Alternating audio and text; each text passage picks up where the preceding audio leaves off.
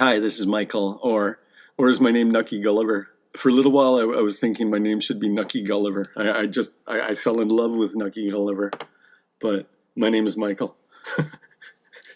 even though even though I like Nucky Gulliver more. Okay, I'm gonna just go by Michael because that's what I've gone by my whole life. I'm not gonna change it. It's gonna be Nucky. I mean Michael. Okay, so what I have is I have a theological idea that's going to change the world. Is it going to change the world? It'll only change the world if people listen to it and they take it in and they go, oh, well, that idea can change the world. Okay. Do we have world-changing ideas? Yes, we do have world-changing ideas. There's so many of them out there, but there's this block.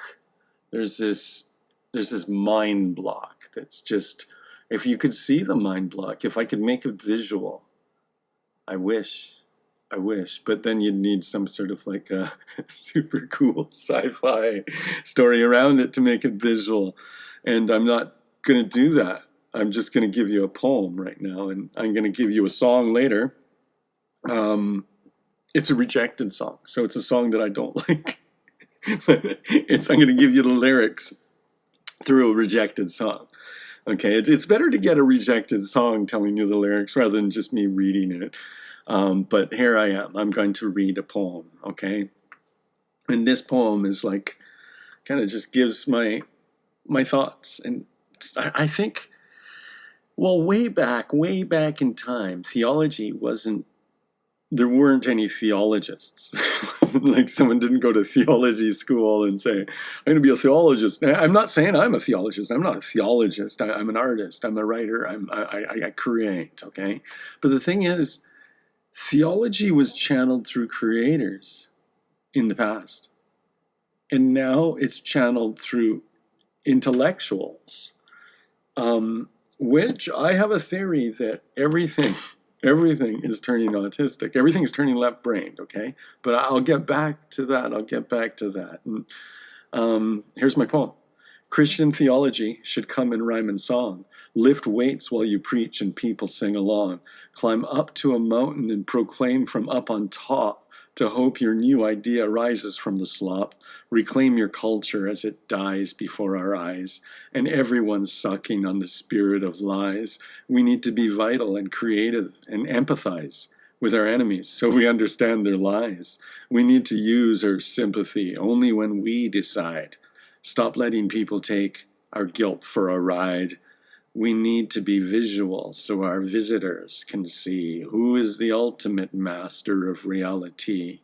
Stop sucking on the tit of the Hollywood whore. Reclaim your mind from their cinema sewer. Sing the songs from the church in the mind, and the Holy Spirit will leave everything else behind. That's my little poem. That's my poem for today. Okay, there's no song. I didn't put it into a song. That's just my poem, okay? Theology, it used to come in the form of poetry because I'm going to tell you something, okay? I drew and wrote, and then I had this big mystical experience, okay? And I think it doesn't mean I'm mystical. It doesn't mean that I'm like favored by God, okay? I'm not saying that, though I think he does. I consider myself a ridiculously lucky person. Cursed, but also blessed at the same time, okay? So like, wait a minute. Sorry for the drinking sounds, but I have a coffee here, okay? And okay, the whole point is like, there's the right brain person and there's the left brain person, okay? The right brain, let's simplify it. Right brain is art. Left brain is logic, okay? The left brain person has a harder time understanding the right brain person or world mindscape than the right brain person does understanding the left brain mindscape, okay? Evidence through scientific study of the mind. We know this, like for a fact, that the right brain can like when the right brain is detached from the left brain, and the person's asked to draw a horse, they can draw a whole horse. But when the person's left brain and their right brain is detached, they can only draw half the horse, and they don't know that they only drew half the horse. They're like, okay, here's the horse. And this is really interesting because our culture is like that. Our culture can only draw half the horse, and they don't know that the other half is missing. And this is the problem. This is the problem, okay? Nothing against left-brain people. We need left-brain people more than we need right-brain people to create functioning society, okay? So us right-brain people aren't useless, but what we have to do is we have to master the left brain. We have to like torture ourselves to get to that process just so we could be useful, okay? And one of the things that's happening is our psychologists, I think, are taking the right brain people, and they're not pushing them into understanding, and they're just kind of like, okay, you're this kind of person, and you can't do that, and you can if you try, okay? But anyway, like so if you really exercise your right brain, you'll actually, I believe, you will get mystical experiences that are provable, and you could say, okay, well, I can't not believe anymore because it's provable, okay? And I'll get into that another time, okay? Because what I'm really trying to say is that theology should come through poetry and song and art. Not only, but if it never comes through poetry, song, and art, then we have a problem. Mayday, mayday. We have a problem. Because then what you have is a stagnant culture. And when you have a stagnant culture, it's only stagnant because its root isn't growing anymore. It's not giving any fruit. Okay, we're losing people. We lose people. I mean, you hear like, oh, wow, we're gaining people. Yeah, we are. We're gaining some young Gen Z men, but we're losing more than we're gaining. Okay. And I love logic bros. I love logic, and I love that we could defend our faith. We could, wow, like it's really incredible. But the problem is, we kind of took the turn. It's because ever since the Renaissance, we've been industrializing and becoming more and more and more and more left-brained as a culture. Okay, and it's genetically grown into our children, and we socially engineer them into learning these ways. And when I was younger, they would say you don't want to dig ditches, and you want to learn this great left brain world, okay? And we need that world because it like the world doesn't function without it. So I'm not saying everybody should be right brain, but I'm saying that everybody that's left brain should have a certain respect for what they can't see. If you can't draw the whole horse, and then you look at it and say, yeah, it's the whole horse, just think of that symbolically. Okay, that's symbolically what is happening to everything. Like you can talk to someone that's heavy left brain, and they won't. Sometimes it's like, well, you're obviously you're hateful. I'm not hateful. Well, that they can't see what they can't see, and so what they can't see it, you must be hateful. And so, no, there's this other point of view that is invisible to you. A culture is creative too, unless we turn away from this. Well, I'm going to say something really kind of like a hot button thing that it's not a hot button because nobody knows about it except for me. It's we lost the 20th century. We lost. Our culture is a losing culture. It's not a culture that is, if you're a fisherman, it's not a culture that's catching fish, okay? It's a culture that's losing fish. It's a culture that all the little kids from the other, they're going off to some other net, So unless we turn away from this loser culture of the 20th century, we'll continue to lose people from the faith. And to call it loser culture sucks. I shouldn't say that, but let's look at it. Let's look at it, okay?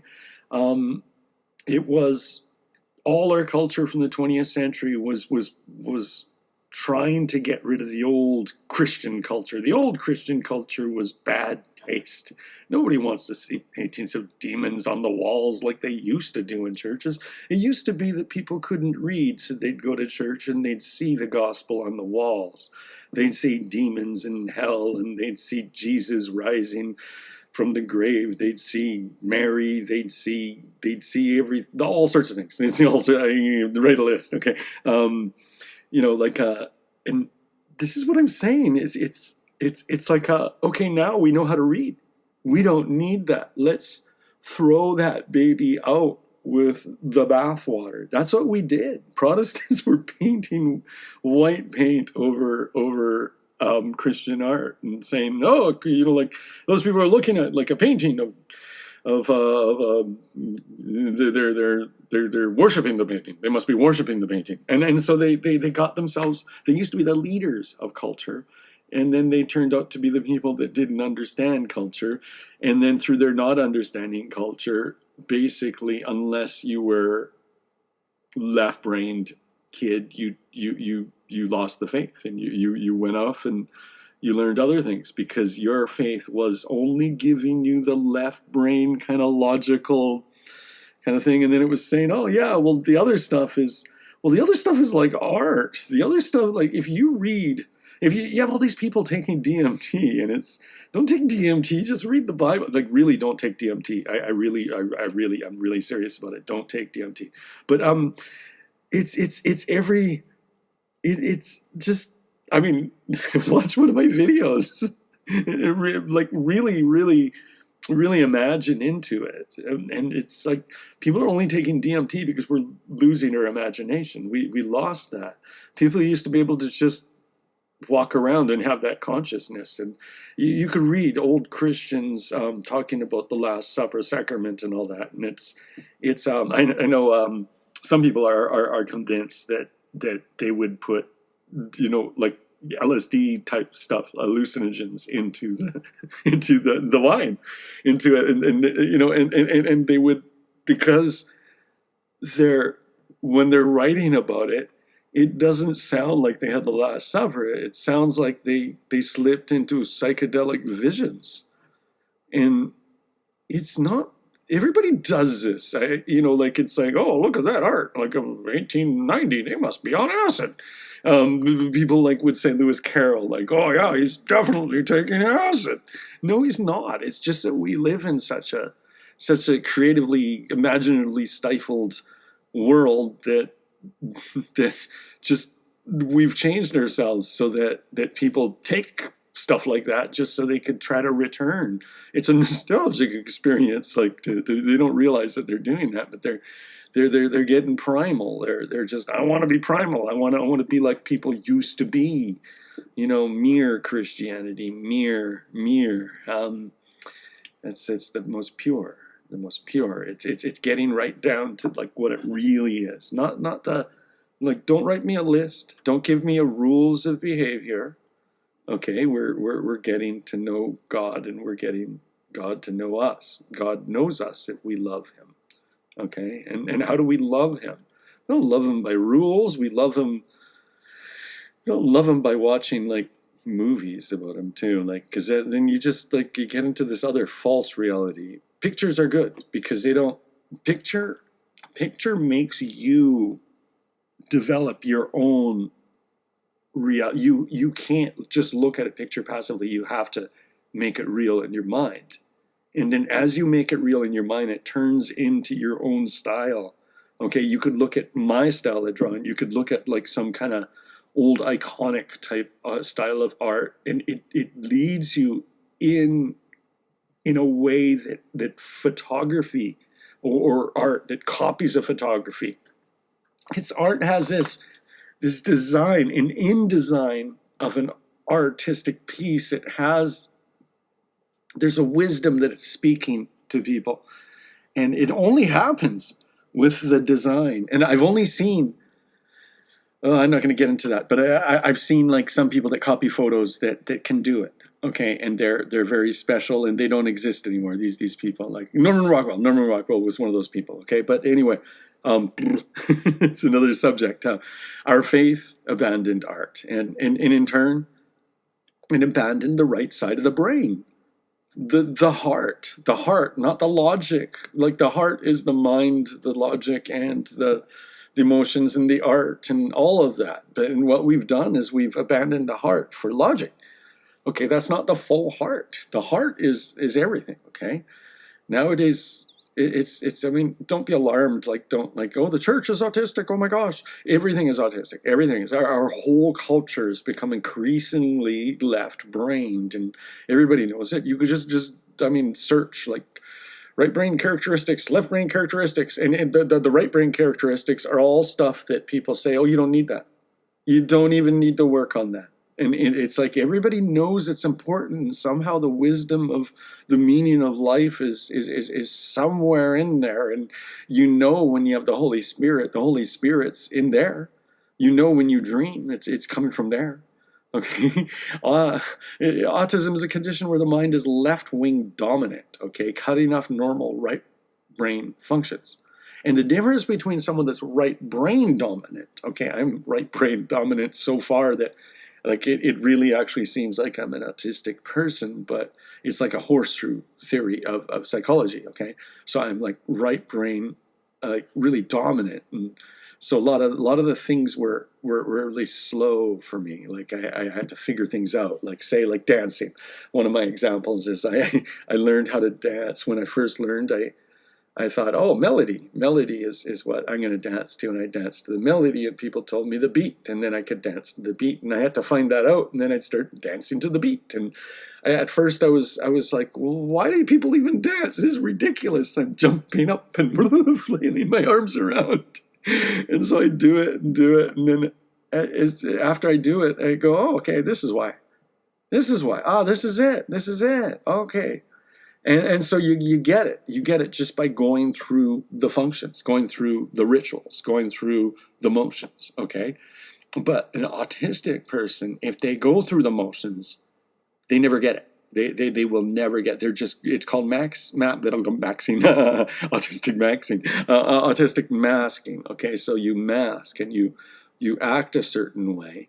Okay, but if you're right brain dominant, you might have to act a certain way to get there, but you're gonna get it, and you get like it right from the very right from the foundation, okay, and so it's kind of the opposite of autistic. It's weird. It's like it's really difficult to explain though, but why am I explaining that? Anyway, well, because I have to explain the terms, okay? So you know what I'm saying, okay? So people have been socially engineered to be left-brained. It's true. Our schools are teaching it. Everything is teaching that. And then everybody kind of, they give lip service to art. Say, like, my kids went to a school. It was actually said to be, like, the best art school and everything, like, art school. They had it right in the title of the school, okay? Like, and their art, it was terrible. It was just like everybody's looked exactly the same, and it was very strange. And you're not really you're masking art. You know, you're pretending to do art when it's like do this, do this, do that. It's masking, okay? And I'm going to give you an example. Prayer of Jabez. Does anybody remember the Prayer of Jabez? The Prayer of Jabez was this huge bestseller in the Christian community. Yeah, people bought it, and it's like a fantastic prayer. It's like I want to say magic. I don't want to say magic because magic is a loaded term. It's but it's a prayer that will work. A prayer that will work. Okay, I don't think I'm going to argue about words, but so a prayer that will work. Okay, so you do it, and you do the Prayer of Jabez, and it's. The thing is, prayer works because of what's inside of you. It's your connection with God that's working. Like Jesus said, you know, like you have the faith the size of a mustard seed, and you could move a whole mountain. Okay, it's the faith that He told us. Like this is what it's like. God says, I'm not interested in your sacrifices. Like that is actually. That's not what I'm interested in. The outer manifestation isn't what I'm interested in. I want the inner, okay? And so we've we've been engineered to think a certain way. Okay, and this hasn't been, they never said, oh, we want people. They never had a meeting and said people are going to. It's just that every, like, parents say, I want my kid to learn math. They're like, why do I want my kid learning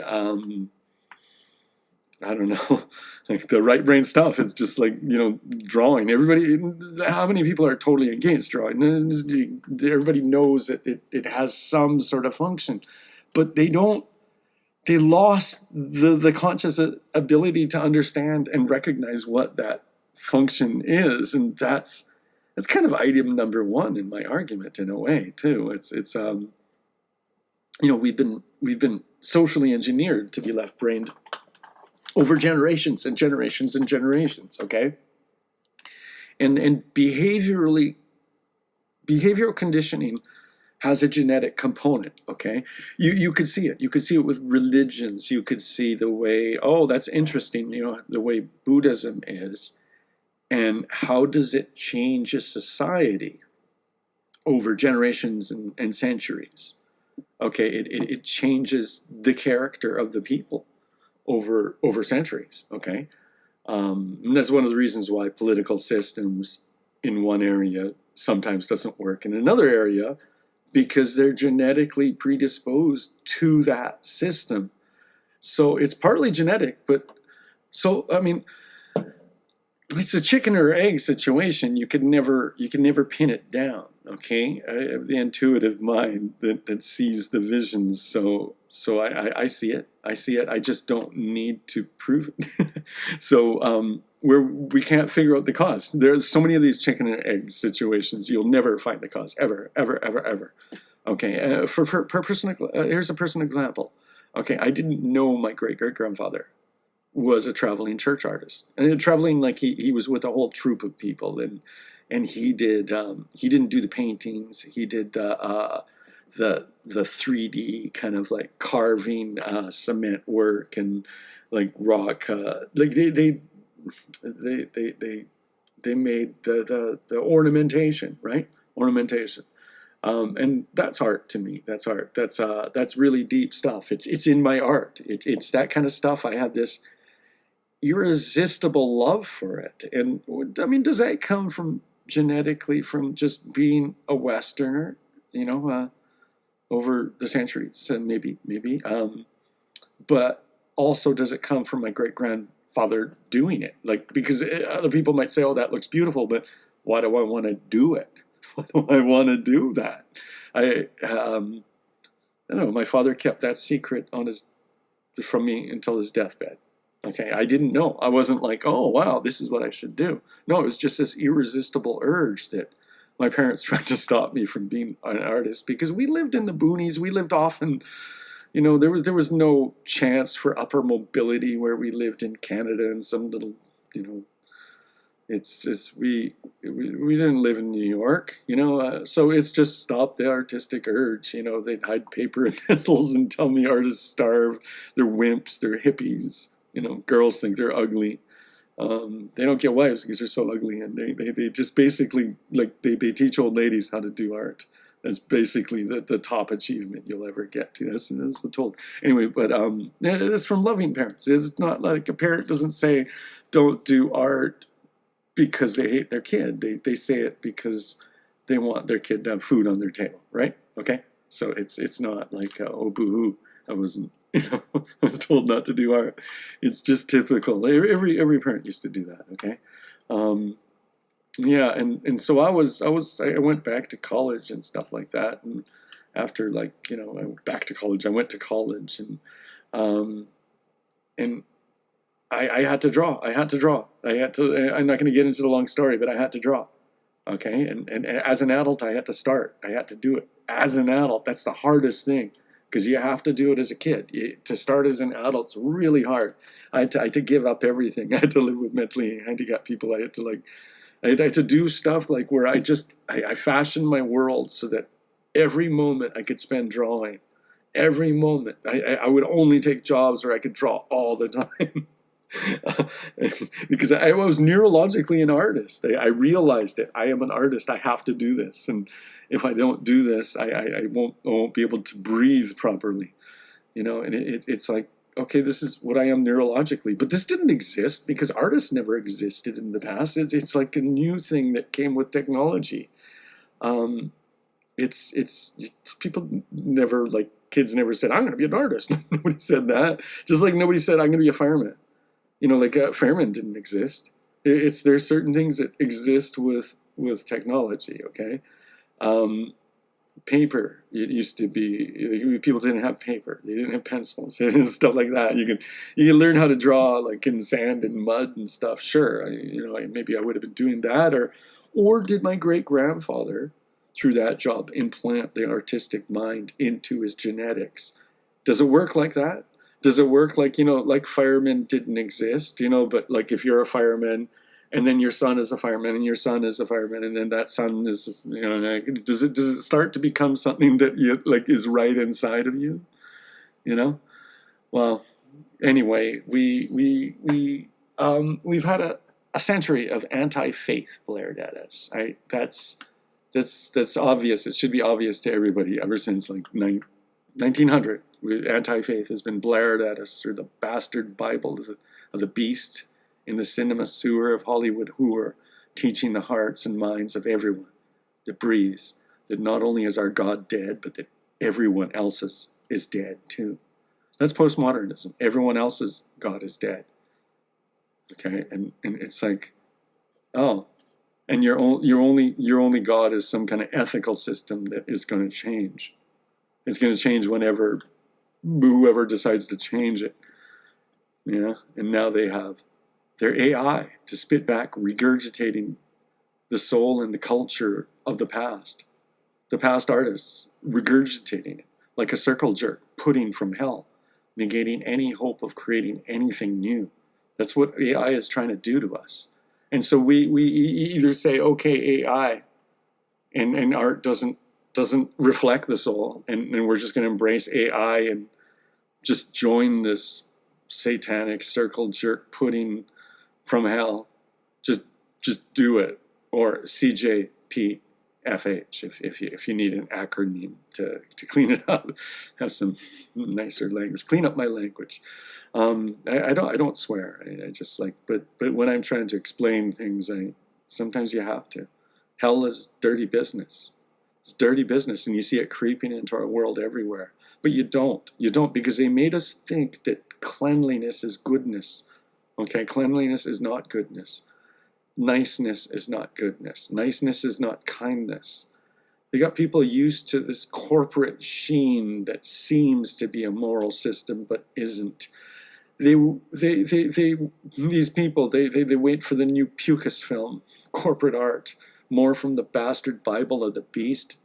Our whole culture is corporate, okay? It's like, when's the new corporate movie coming up? Corporate movies are art, and it's like, oh, they better not be woke because I want my corporate art to be not woke, and I want it to be, hell is bland. Horns are only a visual. It's a metaphor. It signifies when I met demons, I can't remember what they look like. Okay, so I have to draw them with horns. Right? Corporate culture, whenever they draw a demon with horns, they're making it friendly. They're making you like the horn. They're making you think it's cute. They're making you. But I'm going back to like pre-corporate art. I'm going back to like the old corporation, the church, and so I'm drawing demons with horns. I'm drawing people. I'm drawing people the way people are. I drew people. Okay, nowadays people don't draw people like they draw. The artists, they'll draw like everything's cleaned up. Everything, like, really, like, you watch a Disney movie, they smile in a certain way, and like that. You're like, do people really smile like that? That's like some kind of weird baby that Disney grew in a test tube. And then they studied him, and they said every human is going to have these facial expressions. Soon I will wipe all others, and I'll make people think it's creepy when they see facial expressions that we haven't covered. You know, that I draw people. I draw people from their souls with my soul, because I'm bold with the breath of God. AI isn't like that. You can't say that. Okay. I draw these demons like evil monkeys with horns, or bats without the brain to know they're insane. But modern people imbue the demonic with too much power and no humor. Look at the demons you see nowadays. There's no humor. There's no, I'm giving you a little bit of a wink and a nod that we're in charge. Okay, that there is a friendliness behind my demons that aren't from the demon. It's from me. Okay? They're metaphors. They're metaphors from artists and poets of the past. I'm not regurgitating like AI. I'm continuing the work of the medieval and Renaissance artists. It's a continuum. Okay? But AI, it stops the continuum. It stops the human progress of creativity. It turns into this, like I say, what did I say? The CJPFH. Yeah. Okay, that's we want the continuum, not we don't want it to be derivative. We want a continuum. Continuum isn't the same as derivative. Being influenced isn't the same as being a copy. Okay, my art movement is kind of like the Pre-Raphaelites. Pre-Raphaelites, they noticed everything was going this glossy way. And they said no. Like let's go back. Let's go back to the time of Raphaelite, and everything before Raphaelite was great. Everything after was just glossy garbage. And yeah, I'm kind of there. Except I've been exposed to Picasso and every wild idea that ever was. So I go back knowing what I know, but it's not derivative.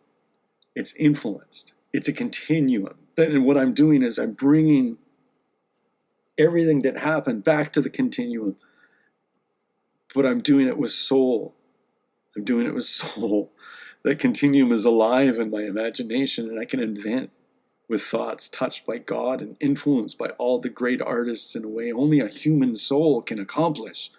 Like, it sounds like I'm talking about how great I am. I'm not talking about how great I am. I'm talking about how great the human soul is, and just how so many artists over for decades I've been told you have to embrace the computer. You have to embrace the computer. You have to embrace it. Like, there's nothing wrong with copying a photo, but back in the 20th century, you didn't copy. Or any real artist said you don't copy from a photo. Oh, that's the worst. That's like lost knowledge now. Okay. Yeah. The idea of individualized art. You know what individualized art means? Like, people will say, "Oh, art. What does art mean?" There's two different types of art. Okay, this one basic form. It's like there's art that is passive, and it shows you everything, like a moving image. It's passive. A photograph. It's passive. It shows you what it shows, and it doesn't show anything mystical underneath, anything underlying. Okay, it doesn't show, like, you could take a photograph and another person could take a photograph, and it's technology. It's the technology. It's not you. It's not your soul. But if one person knows how to draw and they draw someone, and another person knows how to draw, they draw someone, you see their souls. You don't see the soul. You have to look at both drawings, and you could say, aha, I could see you have different souls, okay? And you could have 20 people drawing, and then you can look at those 20 drawings, and you say, I could see something of the essence of everyone's soul, like how you're all different. And this came from Christian culture, this idea that we're all special in the eyes of God, and we're all like completely unique in the eyes of God. And so when we see art this way, all other cultures used to say, why, that's terrible. You have to conform to this way. We do calligraphy this way, and you have to do it exactly like that. And you have to learn. And it's a real discipline learning how to copy exactly. Okay?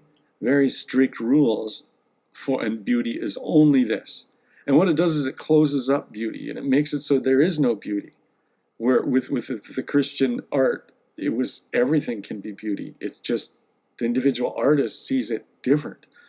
Okay, and so there's this Christian love and recognition of the individuality that created the idea of art. And you could say, oh no, there's been art all the time, but not where people say, hey, it's neat how Ned draws differently than Ted, and Ed is really wild. It's very different. We see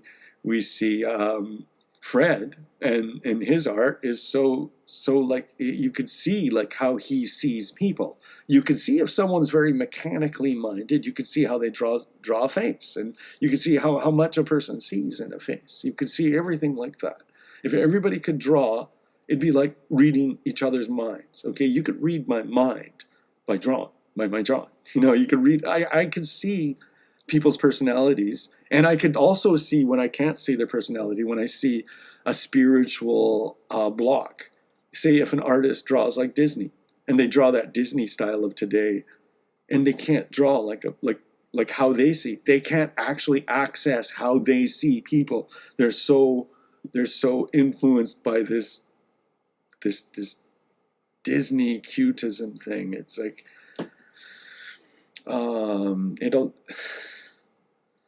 all these deviations are the human soul, and when you get rid of the deviations, you turn away from the human soul with art, and that's what we've done. So we've made art into this thing that is just communicating away from the soul, and we've judged art like how close it gets to technology. Technology's been the barometer for excellence. So that's we've lost. This is why I'm so bored and disgusted with Disney's Simpsons, any visual system that makes art conform to a way they don't see the world, that the artist doesn't see the world. It would be like some weird mind jail trying to being forced to draw like the Disney or the Simpsons way or that, and nothing against that way. Like you could, like the first Disney movies were awesome. Like the first ones when they had the 13 original animators, those were great. Great art. Okay, but it's art of a type. I don't want like it to turn into everybody has to do it this way, and that's kind of what happened with Disney and all animation. Like we used to have like the other the Warners. They're the only ones that kind of held their ground, and they stayed, and over time they turned into Disney. And if you see Bugs Bunny, he's like they turned him into a baby first, and then they have him like saving the world with a basketball, and like Bugs would never do that. It's like they changed him. They Disneyfied everything. Yeah. It's, I mean, and Simpsons, the first 7 years it was amazing, you know, but now it's just like some kind of, it's just a carcass. And South Park, it's so ugly. It took me years and years to watch South Park because it was so ugly. So ugly. And finally watched it. And yeah, they're good writers. They're good writers. And you know, like the earlier episodes are better. You know, the earlier ones, they never knew how to write so much, but then they got better, and then they got really boring. And yeah, it's the ugliness. It's this is where we are as a culture aesthetically. We're watching. I mean, South Park was originally created with paper in a really like a punky kind of a way, you know, like it's just, they didn't have artistic kind of like, they had artistic souls, but they didn't have artistic like, you know, like, well, even if they did, like they couldn't do it so quick. So they were going to do like a cartoon. It's going to be like a whole TV show for 20 minutes, and we're going to do it with cut paper. So that's really punky and cool. And there was like you saw their souls on the screen, you know. It's it's so we accept the ugliness because of that. It's like this punkiness to it. It's like that. That's the thing. It's like when people say I can't understand Guernica, It's like when you understand Guernica, it's look for that, look for the soul instead of this other element that we're looking for when we look at art. Okay, we see the art, we see the souls of the creators. Okay, but then they started faking it with CGI, and the South Park started making it look like the old cut paper way, but there's no longer a purpose to make it look like that. So it's just plain ugly, where before it was charming, and now it's just ugly. And it's not punky anymore. It's just, okay, now it's really corporate, trying to look punky, but doing it in a way that's more cost effective. I mean, the ugliness was transcending beauty itself, like, because of the soul. And now people don't see the soul. They don't see it. Like, you could talk about art, and people don't get this part. They don't get it, because and I could read people talking like in the 20th century, and they would talk about, oh, there's a Gibson girl, and they would recognize artists, and they would look at people, and they would, that looks like that person's vision, and this looks like that, and like there was an idea of empathy brought out. Not that like we love to look at Gibson girls, but that we could see another person's vision. And now there is no other person's vision. It's just these corporate looks, these IPs they're called, and the empathy is wiped away with the knowledge of the soul wiped away too. It's the same as modernism. You know, they first made these ugly squared off buildings, but they had a cleverness to them. And so you'd look at it and say, oh, well, that's weird. Like an earthquake happens, and it's on this little peg thing. Oh, that's neat. Or, you know, there's like a novelty to the brutalist and the early modernist buildings. And then people went, okay, we don't need the decorative, wonderful beauty. If you have such interesting ideas, sure, okay, we'll suspend that. And then when you suspend it, then they do the magician trick of taking away the cleverness, and now everything is just a squared off, ugly, squared off building with the cheapest materials. Yeah, there's no reason to have ugly South Park. There's no reason to have ugly buildings. I mean, my big question here, though, is if South Park started right now with cut paper in that punky way, would people rather have soulless CGI? Would they look at the cut paper and say, why, that looks unprofessional? I'd rather see it professional. I'd rather see it clean. There's something creepy about the shadow I see underneath the paper. Ooh, the shadow. We live in a society where people are creeped out by holes in wood. You'll see there's an actual name for this. Holes in wood. It's because we live in this clean society. This clean society pushing everything to the left brain. And everybody's saying, oh, there must be some pill that people are taking that's turning all the kids autistic. There must be some special thing that jabs into people's skin that does it. No, it's we're socially engineering everybody to turn that way. And nobody wants to see the obvious. It's obvious. It's like, okay, well, take away your device. Take the device away from the kid. Like, don't let any kid have a device. Easy. We did that with our kids, and they learned to have, minds. They learned to be able to sit down in a room and entertain themselves.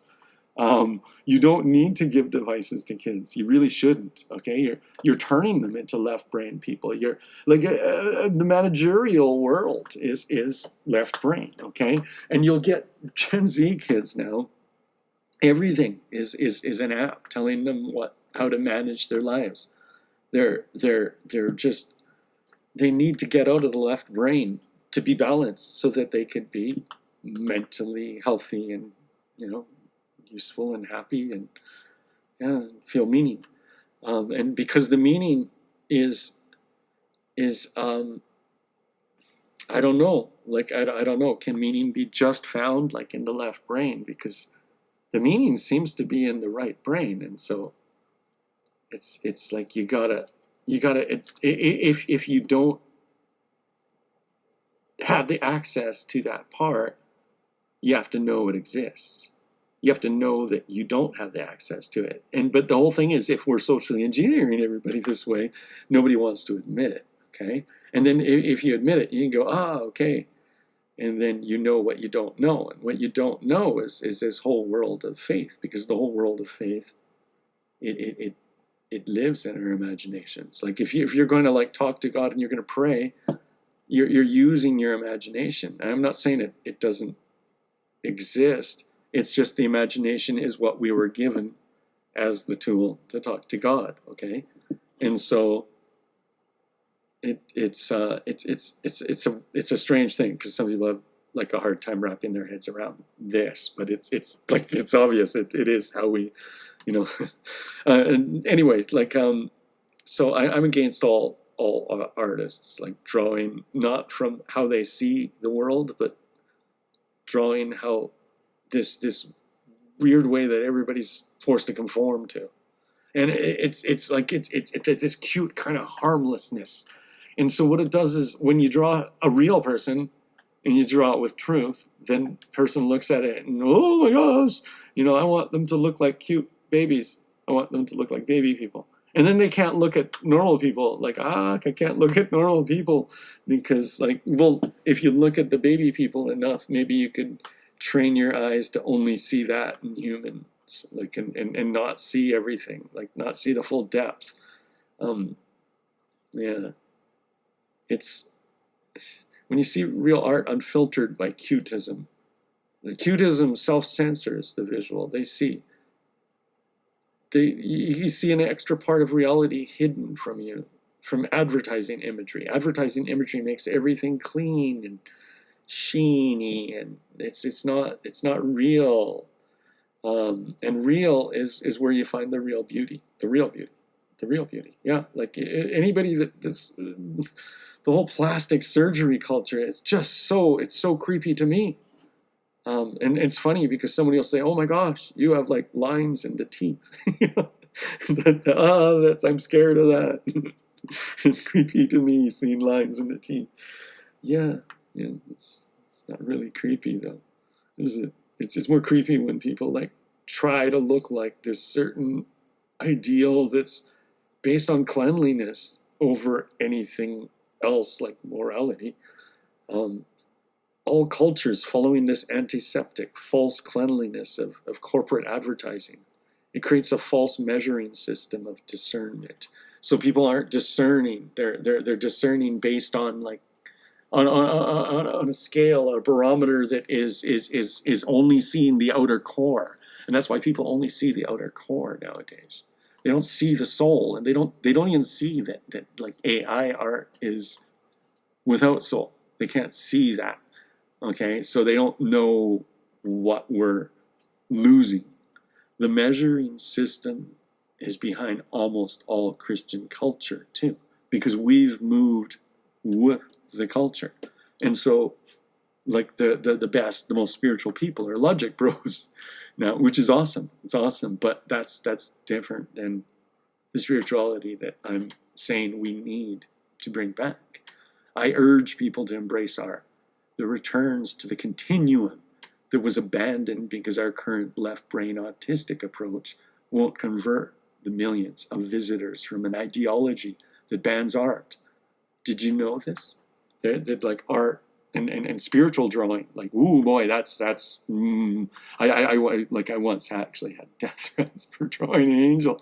Anyway, like then they loved me. Then it was like, whoa, you mean you guys are allowed to do that? Whoa, and they love it. They love it. They're afraid of it, but they love it. Okay, and it strikes them deeper. It strikes them deeper because it's banned. Okay, so their leader banned art. Why did he ban art? He knew art's a vision that causes visions. Art is a vision. It's a vision. I create a vision. Okay, and this vision, you have to look at the vision and you have to put the vision in your mind. And it takes a little more effort than a photograph. Okay, and if it's uncolored, it takes even more effort than a colored piece of art. Okay, and if it's stylized, it takes even more and it enters different realms, okay, and it'll enter your dream. Okay, if we can cause these visions, they convert from visions. Okay, a still image that is hand drawn needs to be completed in the viewer's mind. It incepts the image of Jesus. We take Jesus off our crosses. Why? We take him off our crosses. We try to make everything we try to make it non-visual, and we try to make everything tasteful. And it's like, if we think our God is distasteful, and that's what we do. We apologize. We apologize for our own belief. And in this process, we prevent people from having dreams and visions. Our art used to be our gospel, way back when people had greater faith. So with my theological idea, this whole thing is because I have this big theological idea that's gonna, if people embrace it, if people understand what I'm saying, they're gonna go, oh, okay, and well, okay, they're gonna realize that all scientific arguments against Christianity are useless, and we can enter into a spirituality that's unhindered by these pokings.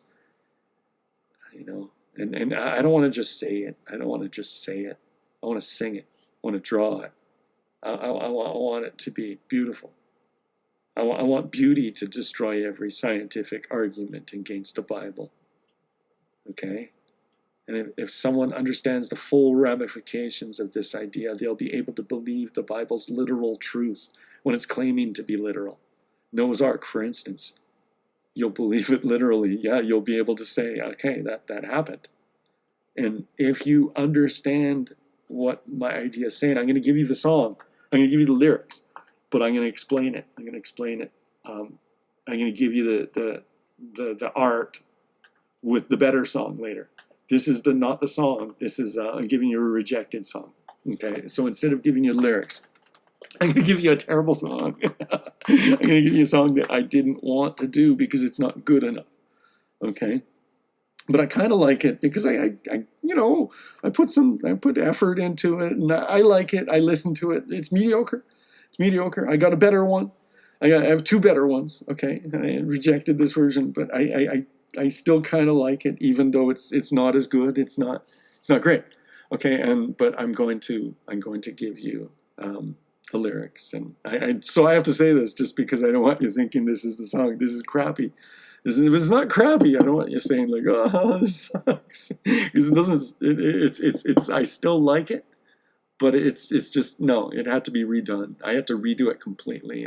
The lyrics are the same. I just redid the melody completely. Okay, so I have two different versions where it's like one is just like, it's kind of unbelievable that it's so different. And so anyway, here are the lyrics, and in a couple days I'm going to release the better version of the song, the better melody, or it's a whole different like melody, and it's just me on the organ. Everything is just me on an organ, yeah. So I don't want to let you hear this because it's a crappy song, but it's I got myself in it, and listen to the lyrics, and I don't think anybody's gonna get it. They might, but it's a hard thing because first you have to get what I'm saying, and then you might want to argue with it, and then until you realize I'm right. And then you have to like get the ramifications. You have to understand it. Oh, so this changes everything. Yes, it changes everything. Everything. It does. Okay. And it's a cool idea. I made a cool song, and I made a cool comic. It's a musical comic. Anyway, I'm delaying. I'm delaying. I'm procrastinating. Not procrastinating. Procrastinating is a different thing. It's when you don't want to. What I'm doing is I'm stalling. I'm stalling so that I don't have to be embarrassed. You're going to hear my crappy song. Okay, and it's like I'm not a great singer, so my crappy song is going to sound like crappier than anybody else's crappy song. So just excuse me, and you know, that's it. Maybe I'll read my poem after the song. Reread the poem. Yeah, and so here's my song, and it gives you the lyrics, and I'm gonna explain every line, okay? And it's gonna be not only explained with pictures next, but I'm gonna explain the pictures and the lines, and everybody will be able to understand.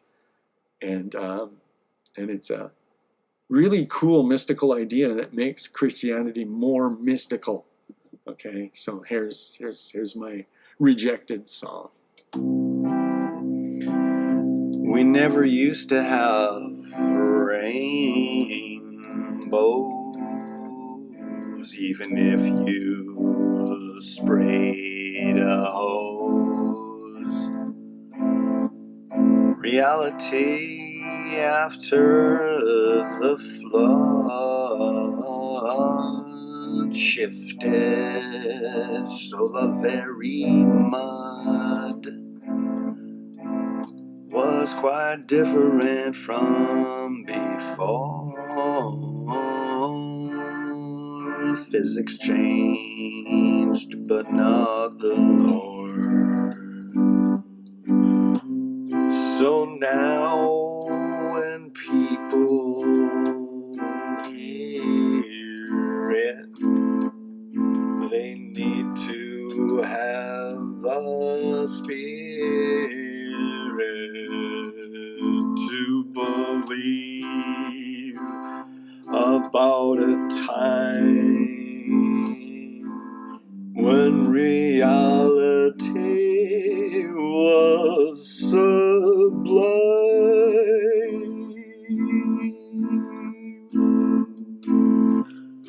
Modern physics was a rainbow. It wasn't really a fall. The new world wasn't new, it was old. God changed the style of the way it's told. So evolution doesn't matter. Like when Jacob saw the ladder. You see, it was a different batter that God cooked with his brain. So if God changed reality again, the stories of today would seem insane. They might say, I can't believe the story of Adam and Steve, the people before the flood who lived with a different mud. They said they didn't believe the story of Adam and Eve.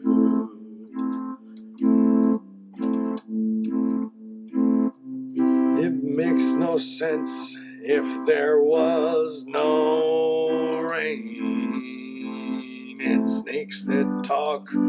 That sounds insane. You see, belief that is always the problem. Just look what happened to them.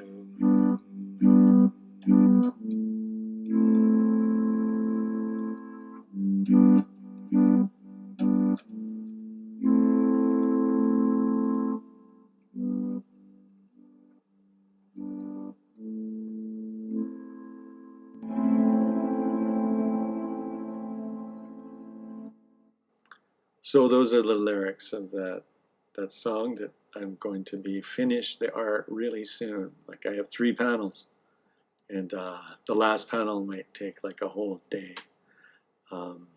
It's a really hard one, but yeah. Here's my. I'm gonna read the poem one more time.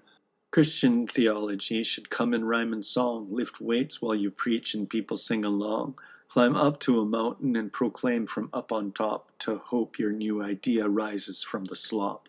Reclaim your culture as it dies before our eyes while everyone's sucking on the spirit of lies.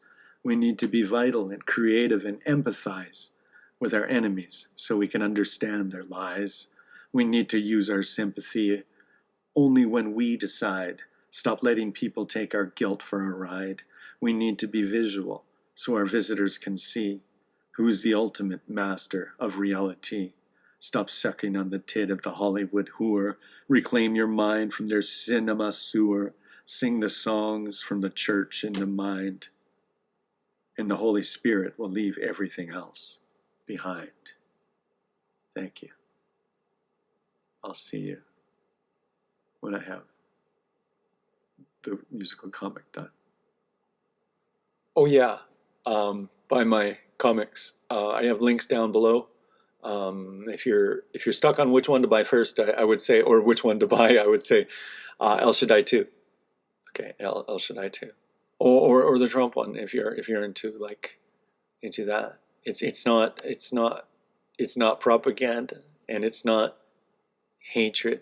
It's a centrist satire book that is really fun.